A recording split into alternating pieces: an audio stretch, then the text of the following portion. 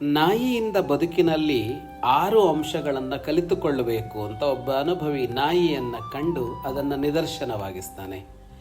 ಏನಲ್ಲ ಅದು ಅಂತ ಅಂದರೆ, ಬಹಳ ಬಯಸು, ಸ್ವಲ್ಪದರಲ್ಲಿ ತೃಪ್ತನಾಗು, ಚೆನ್ನಾಗಿ ನಿದ್ರೆ ಮಾಡು, ಆದರೆ ಥಟ್ಟಂತ ಎದ್ದೇಳು, ನಿನ್ನೊಡೆಯನಲ್ಲಿ ನಿನಗೆ ಶ್ರದ್ಧೆ ಇರಲಿ, ಶೂರನಾಗಿರು.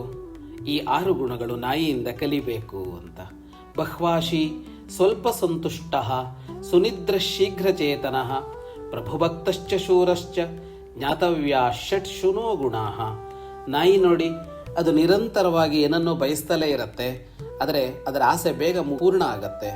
ಎಷ್ಟೊತ್ತಿಗೂ ಚೆನ್ನಾಗಿ ನಿದ್ರಿಸತ್ತೆ, ಅಷ್ಟೇ ಬೇಗ ಎದ್ದೇಳತ್ತೆ.